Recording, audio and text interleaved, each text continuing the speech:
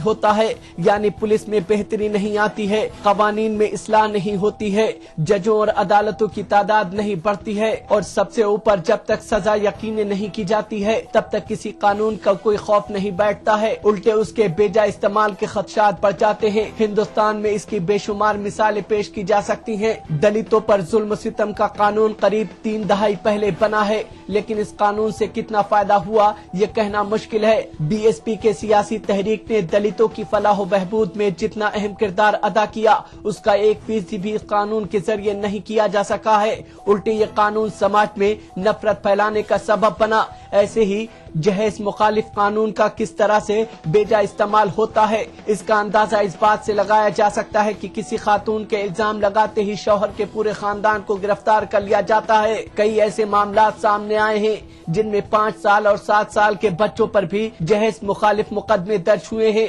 खवातीन के तई जराइम का कानून तो इतना सख्त बना दिया गया है कि सिर्फ मंशा की बुनियाद पर किसी को मुजरिम ठहराया जा सकता है। तभी अदालत उस्मा ने कई बार इन कवानीन के बेजा इस्तेमाल होने की बात कही है। गुज़िश्ता दिनों हुई 2 वाक़यात ने खवातीन के तई जराइम रोकने के लिए बनाए गए कानून और मीडिया व सिविल सोसाइटी की सरगर्मी पर सवाल उठाए हैं। अदालत उस्मा के सुबुकदोश जज जस्टिस AK गांगुली को एक खातून इंटर्न वकील के जिनसी इस्तेहसाल का मुल्जिम मान लिया गया। हालांकि अभी तक मुतासरा खातून ने बाज़ाब्ता शिकायत दर्ज नहीं कराई है। दूसरा मामला दिल्ली में NGO चलाने वाले समाजी कारकुन खुर्शीद अनवर का है, जिनके ऊपर एक खातून साथी के जिनसी इस्तेहसाल के इल्जाम लगे और मीडिया व सोशल मीडिया में ऐसा हंगामा मचा कि अनवर ने मुकदमा दर्ज होने से पहले ही खुदकुशी कर ली। इस तरह की हद से बचने और सोच की बुनियाद पर कानून बनाने व नाफिज करने का सिस्टम सबसे जरूरी है। अब एक ब्रेक है, उसके बाद अपराधी पैदा करने वाले कानूनों पर चर्चा करेंगे।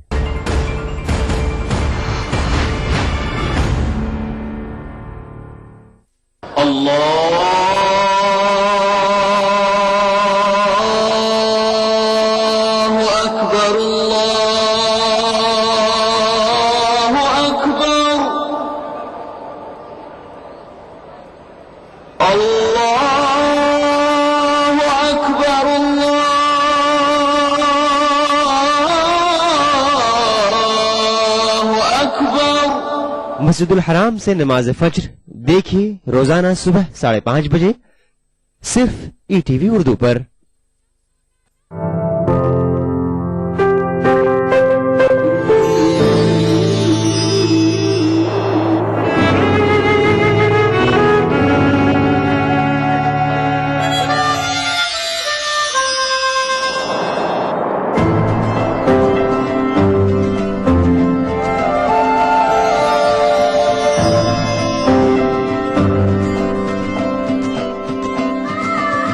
एहसासों से जुड़े नए रिश्ते बिखेरेंगे रंग। जिंदगी लाइव सीजन 5 इतवार दोपहर 12 बजे और शनिवार दोपहर 12:30 बजे। दक्कन की हर छोटी बड़ी सरगर्मी पर हमारी नजर, लेकिन आप तक पहुंचाते हैं सिर्फ वो खबर जो करे आपको बेदार। सियासत के गलियारों से रोजमर्रा की जिंदगी, दक्कन के गोशे गोशे से आप तक खबरें पहुंचाता दक्कननामा, रोजाना शाम 6:30 बजे।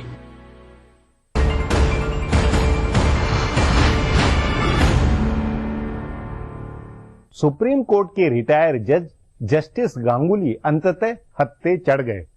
इससे कह सकते हैं कि अपने कानून के सामने सभी बराबर हैं, पर बिना FIR, बिना प्रमाण और सिर्फ आचरण की शिकायत पर बलात्कार जैसी जघन्यता में रिटायर जज के हत्थे चढ़ने का आखिर क्या मतलब है? इस सब का आगे के लिए क्या मतलब निकलेगा? इस पर चर्चा के लिए आज मेरे साथ वरिष्ठ एडवोकेट जगदीप धनखड़ है।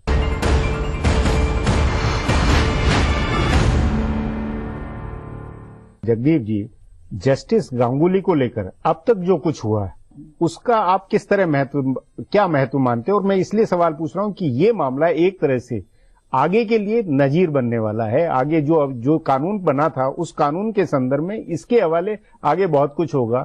उस नाते आपका इस पर क्या कहना है?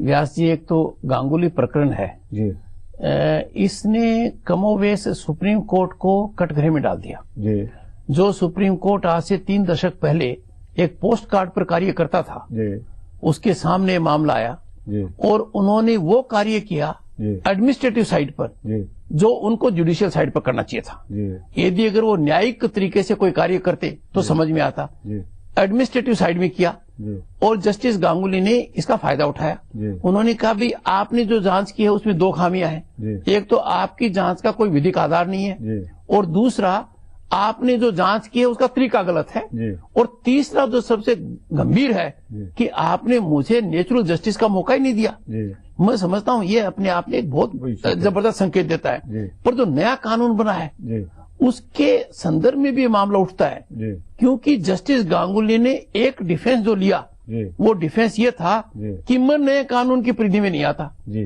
क्योंकि जो घटना हुई है वो उससे वो पहले पहले हुई है। जी। इसका मतलब कि नया कानून इतना भयानक गांगुली जी को नजर आया जी। कि वो किसी भी तरीके से उससे बचना चाहते थे। जी जी मेरा व्यास ये कहना है कि कुछ वर्षों में एक प्रवृत्ति जागृत हो गई है जी कि वोट बटोरने के लिए जी ऐसा कानून बनाओ जी। कि कानून से अपराध बन जाए। जी सदियों से अपराध की धारणा बनी हुई है जी कि कोई भी समाज होती है, जी क्या कत्ल है, क्या बलात्कार है, जो जघन्य अपराध जो मूल जो नहीं जघन्य नहीं, जी अपराध जो जिससे डिफाइन होता है हाँ अपराध जो पर्सन के खिलाफ है, जी जैसे मान लो कत्ल और रेप, जो अपराध प्रॉपर्टी के खिलाफ है, डकैती हो, ठगरी हो, चीटिंग हो, फोर्जरी हो, थेफ्ट हो, सब डिफाइंड है। पर अब क्या हो गया कि हमने अपराध को कानून से जन्म दे दिया। जी वही मेरा भी तर्क यही है कि जो भले SC/ST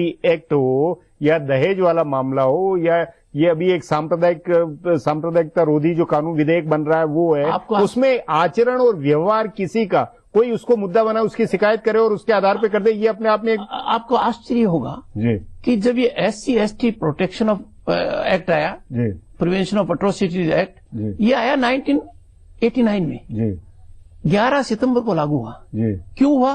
जी कि चुनाव आने वाले थे जी और एक राजनीतिक उनको आकर्षण करना था, बोफर्स की गर्मी महसूस कर रहे थे।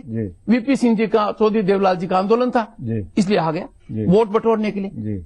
कोई भी इस बात के खिलाफ नहीं है कि SC/ST का ध्यान दिया जाए, कोई भी इस बात के पक्ष में नहीं है कि उन पर अत्याचार हो। कोई इस कानून को इसी तरह दहेज वाला भी कानून जो है नहीं, इस कानून को चूंकि पॉपुलिस्ट कानून है कोई बहुत आसानी से खत्म नहीं कर सकता। अब हर जिले के अंदर एक DYSP नियुक्त है जो ऐसे मामलों को देखता है, ST/ST कमीशन देखता है, किसी को भी आप परेशान कर सकते हैं, माध्यम हो सकता है। मैं इस बात के लिए कटिबद्ध हूं कि SC/ST के साथ अन्याय नहीं होना चाहिए, पर ये कानून बनाकर उनका फायदा भी नहीं हुआ है। वोट बैंक की राजनीति है। आपने कहा दूसरा कम्युनल वायलेंस बिल, कल्पना नहीं कर सकता कि भारत के देश में अपराध कानून से इस तरीके से जन्म सकता है। आप एक संस्था के अध्यक्ष, मैं सदस्य हूं और मैंने मान लो इतना कह दिया कि भारत हिंदू राष्ट्र होना चाहिए या अयोध्या में राम मंदिर बनना चाहिए, या मैं ये कह दूं कि हर भारतीय हिंदू है, हेट प्रोपेगेंडा में है। जो ये इस तरह का कि किसी के आचरण या किसी की नियत या मंशा को लेकर इस तरह बनाना और उस पर इस तरह की आपराधिकता, ये क्या इसका ट्रेंड बाहर की दुनिया में, आखिर इसकी सोच के आधार क्या है? कहीं नहीं है। देखिए दुनिया के आप किसी भी फौजदारी कानून को देख लें, वो एक निश्चित होता है, उसके अंदर मापदंड इधर उधर नहीं हो सकते, क्योंकि आदमी को जब फौजदारी कानून के तहत सजा मिलती है तो उसको बताना पड़ता है कि आपने अपराध क्या किया है। यहाँ पर अपराध क्या है, कम्युनल वायलेंस बिल की बात कर रहा हूं कि आपने किसी को मेंटली, साइकोलॉजिकली और मोरली हर्ट कर दिया। अब कैसे पता लगेगा कि मैं जो भाषण दे रहा हूं उससे कौन आदमी मोरली इंजर्ड हो गया, कौन साइकोलॉजिकली हो गया? ये बहुत गलत है। तो ये संस्कृति इतनी भयानक हो गई है और इसका जन्म क्यों हो रहा है? देखिए कानून बनाने की प्रक्रिया किसके हाथ में होनी चाहिए? कार्यपालिका और विधायिका, दोनों के दोनों अकाउंटेबल हैं। विधायिका का मतलब जो भी आदमी वहां जाएगा निर्वाचित होकर जाएगा, कार्यपालिका के अंदर भी अधिकारी जो भी आएगा या मंत्री बनेगा।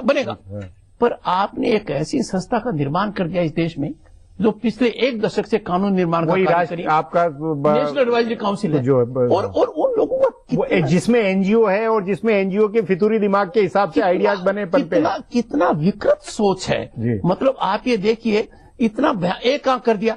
मान लो उस वर्ग के व्यक्ति की FIR थानेदार ने दर्ज नहीं की, 2 साल के लिए जेल जाएगा। थानेदार? हाँ। डॉक्टर ने इलाज तो किया पर इलाज करने में देरी कर दी, उनको खड़ा रख लिया, दूसरे को देख रहा है, 2 साल के लिए अंदर जाएगा।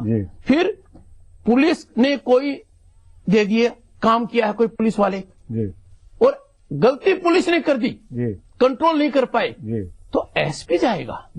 उसी तरीके से जो और भी भयानक सीन है, फौज को आपने कहीं बुला लिया तो उस पर भी कमांड रिस्पॉन्सिबिलिटी लागू कर दी। मतलब कुछ नहीं समझा, सिर्फ एक चीज समझी, अर्जुन की जो दृष्टि आंख पर नहीं थी, पुपिल पर थी, इनकी दृष्टि वोट बैंक पर है, चाहे देश का कितना ही बड़ा नुकसान हो जाए। जगदीप जी, बातचीत को यहीं समाप्त करेंगे। प्रोग्राम में आने के लिए बहुत बहुत धन्यवाद। हमारा प्रोग्राम अब यहीं खत्म होता है, मुझे इजाजत दीजिए, कल फिर मिलेंगे इसी चैनल पर इसी समय।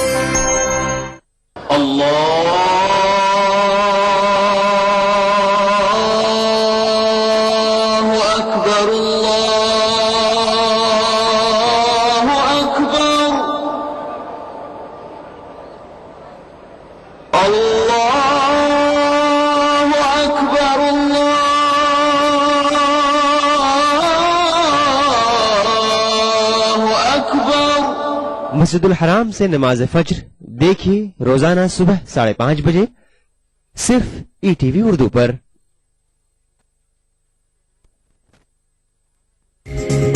ETV उर्दू पर अगला प्रोग्राम। इस प्रोग्राम को पेश करने में ताउन कर रहे हैं Shri ultra red oxide, Bharat का एकमात्र जंग रोधक सीमेंट।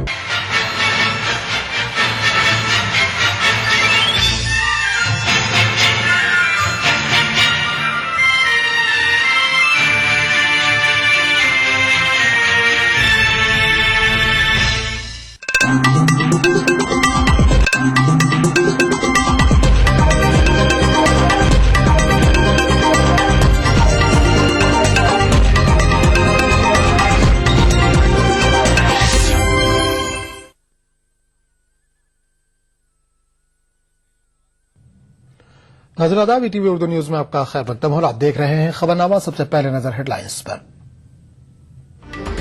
दिव्यानी खोबरागढ़े लौट रही हैं वतन, सिफारती इस्तिस्ना का मिला फायदा। दिव्यानी के वालिद ने अवाम और हुकूमत की मदद का अदा किया शुक्रिया, कहा हमें मिला इंसाफ। आम आदमी पार्टी की मेंबरशिप मुहिम का आगाज, आम इंतखाबात के पेश नजर ज्यादा से ज्यादा मेंबर बनाने का निशाना। किरण बेदी और VK सिंह को बीजेपी में शामिल होने की दावत दी जानी चाहिए, सुब्रमण्यम स्वामी की राय।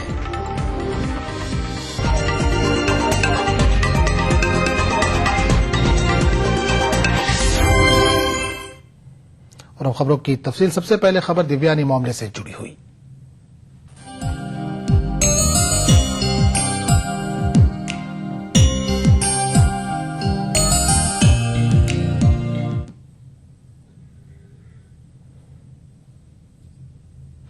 दिव्यानी खोबरागढ़े हिंदुस्तान वापस आ रही हैं। उनका तबादला वजारत खारजा में कर दिया गया है। तैयारे पर सवार होने से कबल मीडिया से बात करते हुए दिव्यानी ने कहा कि उन पर लगाए गए इल्जामात बेबुनियाद हैं।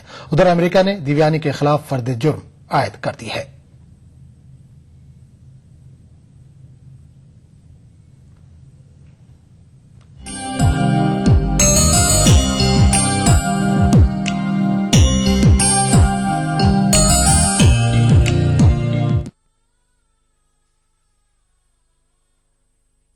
दिव्यानी खोबरागढ़े हिंदुस्तान के लिए रवाना हो गई हैं। उनके वकील ने यह जानकारी मीडिया को दी। हिंदुस्तान रवानगी के वक्त दिव्यानी खोबरागढ़े खुश थीं। उन्होंने खुद को बेकसूर बताया है। दिव्यानी का कहना है कि उन पर लगाए गए इल्जामात बेबुनियाद हैं। उन्होंने मजीद कहा कि वो चाहती हैं कि इस मामले का सच सबके सामने आए। Khobragade, counselor at the Permanent Mission of India to the United Nations in New York, was accorded on 8 January 2014 the privileges and immunities of a diplomatic envoy under the terms of Section 15 of the Headquarters Agreement between the United Nations and the United States. At the same time, the US government requested the Government of India to waive the immunity of Councillor Khobragade. On 9 January 2014, the Government of India declined to do so and transferred Councillor Khobragade to the Ministry of External Affairs in New Delhi. She has since departed for home in India. At the time of her departure to India, Councillor Khobragade reiterated her innocence of charges filed against her. उधर America की grand jury ने देवयानी खोब्रागडे के खिलाफ फर्द जुर्म आयद कर दी है। उनके खिलाफ वीजा जाल साजी और झूठे बयानात देने के इल्जामात आयद किए गए हैं। देवयानी खोब्रागडे को सिफारती इस्तिस्ना हासिल है, इसलिए उन्हें अमेरिका छोड़कर चले जाने को कहा गया है। देवयानी पर लगाए गए इल्जामात बरकरार रहेंगे, लेकिन उनके खिलाफ मुकदमा नहीं चल सकता। अगर देवयानी बगैर सिफारती इस्तिस्ना के अमेरिका लौटती हैं, तो उन पर मुकदमा चलाया जा सकता है। Government of India in particular, to the External Affairs Minister and the people of India, as also the media, for their strong and sustained support during this period. She has also affirmed her determination to ensure that the episode would not leave a lasting impact on her family, in particular her children who are still in the United States. ख्याल रहे कि 12 दिसंबर को देवयानी खोब्रागडे को गिरफ्तार किया गया था। इस मामले पर हिंदुस्तान ने सख्त नाराजगी जताते हुए अमेरिका को देवयानी के खिलाफ तमाम इल्जामात वापस लेने को कहा था। Bureau report, ETV news. Divyani के वालिद ने मुश्किल हालत में उनके परिवार के साथ खड़े होने के लिए हुकूमत और अवाम का शुक्रिया अदा किया। उन्होंने कहा कि इन्हें इंसाफ मिला है। मैं आज भारत की जनता को, भारत के सरकार को, सभी राजकीय पक्ष और आप सब मीडिया को धन्यवाद देना रहा हूं। आपने जो हमें सपोर्ट दिया, हमारे परिवार पे जो, हमारे परिवार से जो अन्याय होता, उसके अगेंस्ट, उसके विरुद्ध में आप हमारे साथ खड़े रहे। आपने पूरा 1 महीना जो सहयोग दिया, आपने जो इसमें जो सहकार्य किया, इसी के कारण आज हमारे परिवार को न्याय मिला है और देवयानी आज अपने देश वापस आ रही है। देवयानी यूएसए देश का प्रतिनिधित्व करने गई थी। देश का सार्वभौमता और देश की न्याय प्रणाली है, उसका सम्मान रखने के लिए उसने वहां संघर्ष किया। उनको कई फीलर्स आए थे कि अगर आप इस बेसिक प्रिंसिपल से कॉम्प्रोमाइज करेंगे तो आप ये देश में रह भी सकते हैं। उसने वो पूरा रिजेक्ट कर दिया। उन्होंने बताया कि मेरे देश का सम्मान, मेरे देश के जुडिशियल सिस्टम का सम्मान मेरे व्यक्तिगत कंपोर्ट से मुझे ज्यादा इंपॉर्टेंट है और इसके लिए मुझे ये यूएसए छोड़ के देश जाना भी पड़ेगा तो मैं खुशी से जाऊंगी, वो मेरा देश है। और जिस लड़की ने अपने देश के सम्मान के लिए संघर्ष किया, उसके साथ आज ये पूरा देश, देश की सभी पार्टियां, पक्ष और आपने जो सहकार्य किया, उसी के कारण ये आज हो सका है। मैं फिर से आप सबको, ये देश की जनता को, ये देश के सब राजकीय पक्ष को धन्यवाद देता हूं और देवयानी के भविष्य में उसको आपका यही सपोर्ट मिलेगा, ऐसी उम्मीद करता हूं। दिव्यानी मामले से जुड़ी खबरों का सिलसिला जारी रहेगा, लेकिन एक छोटे से वक्फे के बाद। मुकाबले में लकी, पप्पू और छुटकाऊ ने हिस्सा लिया। जहां लकी ने चौक मिट्टी, पप्पू ने पीओपी, वहीं छुटकाऊ ने जेके वॉल पुट्टी का बेस बनाया और कम पेंट का इस्तेमाल करते हुए दीवार को सबसे स्मूथ और खूबसूरत फिनिश दिया और ये प्रतियोगिता जीत। व्हाइट सीमेंट वाली JK wall putty is the best. सीलन से भी पपड़ी का कोई चांस नहीं होता, दीवारें बोल उठेंगी।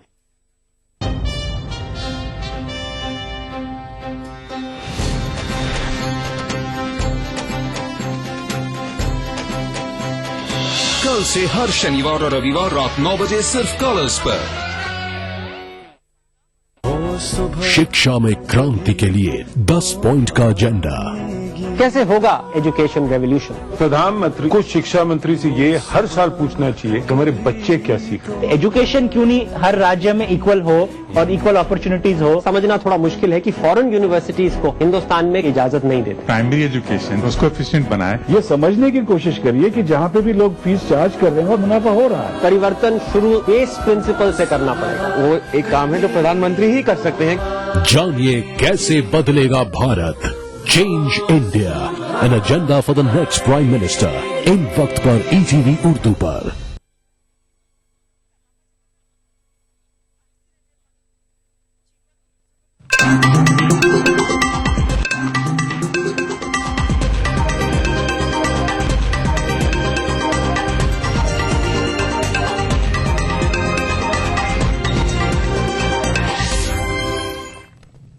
ईटीवी उर्दू न्यूज में एक बार फिर आपका खैर मकदम और आप देख रहे हैं खबरनामा। कांग्रेस लीडर पीसी चाको का कहना है कि दिव्यानी मामले में हिंदुस्तान ने यह वाजे कर दिया है कि उसे कोई मुल्क हल्के में नहीं ले सकता। We have proved that nobody can take India for granted because whatever has happened there was the most unfortunate in the diplomatic circles. Such a thing has never happened. Whether it is America or anybody, India is not going to take things lying down. We have retorted in the strongest measure possible, and that has produced results also. We are happy about it. जबकि सुब्रमण्यम स्वामी के मुताबिक दोनों ही मुल्क इस मामले में एक दूसरे पर सिफाती सबकत ले जाने की कोशिश कर रहे हैं।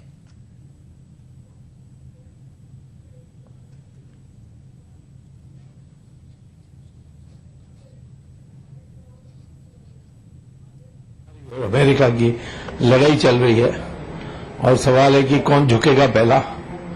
उसका मापदंड हो रहा है, उसकी वो अपने को नाप रहे हैं, हम उनको नाप रहे हैं। तो ये झगड़ा तो बढ़ेगा ही, इसमें कोई संदेह नहीं है। अमेरिका ने पहले तो गलती की, अब फिर हमने रिटेलिएट किया, तो अब उनको उनकी भी अब इज्जत का सम्मान का सवाल हो गया है।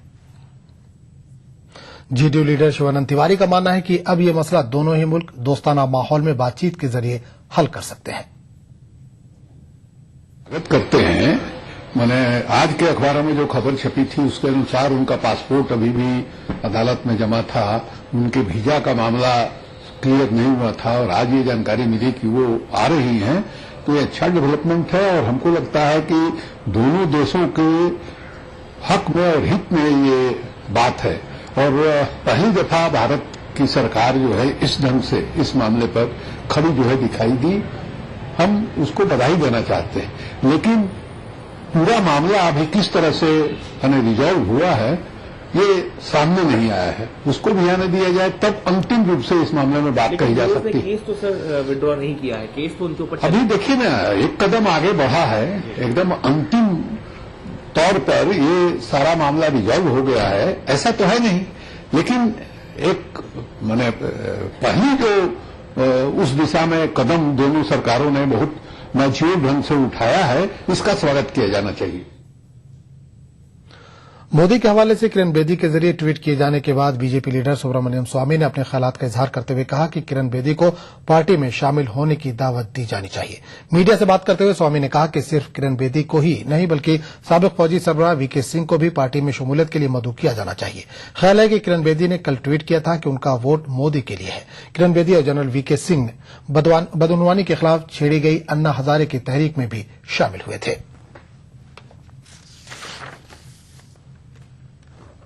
की तारीफ की है, क्या लगता है?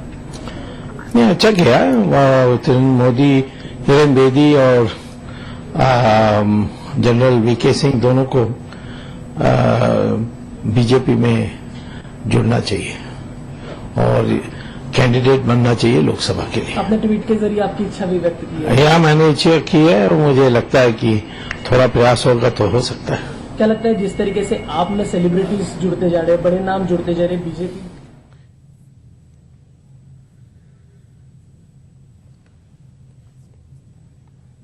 उधर दिग्विजय सिंह को किरण बेदी के ट्वीट पर कोई हैरत नहीं हुई है।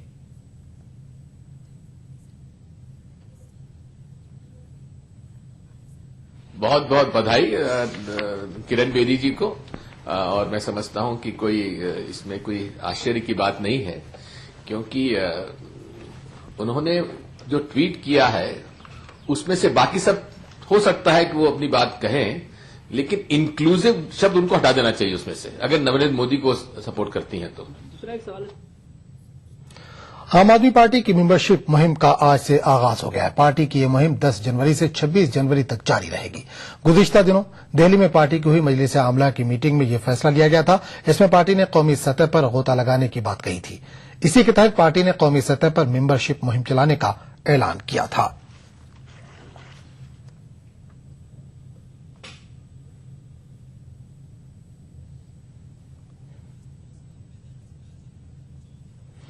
अब दिल्ली की पूरी काबीना हर शनिचर को सुबह 9:30 बजे से दिन 11 बजे तक अवाम की शिकायत सुनने के लिए सेक्रेटेरिएट के सामने हाजिर रहेंगे। उधर इंसदाद बदनवानी के दिल्ली हुकूमत की हेल्पलाइन को गैर मामूली रिस्पांस मिला है।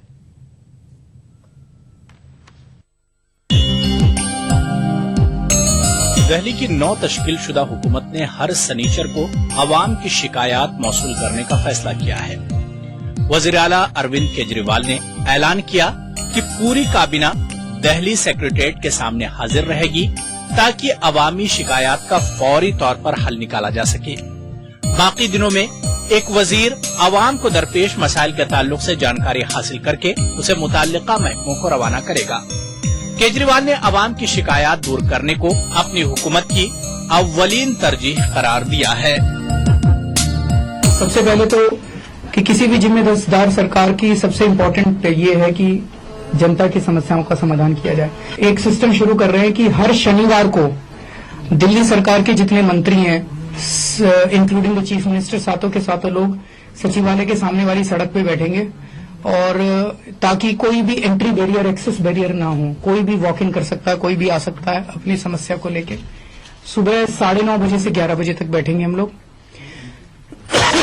तो जनता का स्वागत है। दिल्ली की रियासती हुकूमत ने कहा है कि पॉलिसी से मुतालिक मसाइल के हल के लिए वक्त दरकार है। अवाम को सहूलत बहम पहुंचाने के लिए अवाम की ही राय हासिल करते हुए पॉलिसियों में तरमीम करने का ऐलान किया गया है। अवाम की आरा मुताल्लिका वज़रा के इल्म में लाकर पॉलिसियों में तब्दीली का मंसूबा है।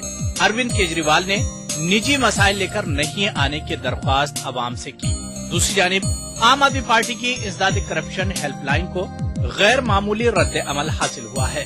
हेल्पलाइन की शुरुआत के पहले रोज ही 4,500 फोन कॉल्स मौसूल हुई। चंद ही कॉल्स का जवाब दिया जा सका, जिसके बाद हेल्पलाइन के अमले की तादाद में इजाफे का ऐलान किया गया है। हेल्पलाइन नंबर 01127135716 पर मौसूल होने वाली करप्शन की शिकायत का अरविंद केजरीवाल शख्सी तौर पर जायजा ले रहे थे। उन्होंने कहा कि काफी संगीन नोयत की 53 शिकायत मौसूल हुई हैं। 38 शिकायत कुनंदों ने दलाइल पेश करने के लिए स्टिंग ऑपरेशन करने की रजामंदी का इजहार किया। शिकायत कुनंदों को यकीन दहानी कराई गई है कि इंसदाद दहशतगर्दी की टीम स्टिंग ऑपरेशन करने के लिए शिकायत कुनंदों को ताउन फराहम करेगी। शवाहिद मिलने के बाद अंदरून 24 घंटे मुनासिब कार्रवाई की भी यकीन दहानी कराई गई है। हेल्पलाइन नंबर को सिर्फ 4 डिजिट करते हुए अवाम को सहूलत पहुंचाने का ऐलान किया गया है। Bureau report, ETV news.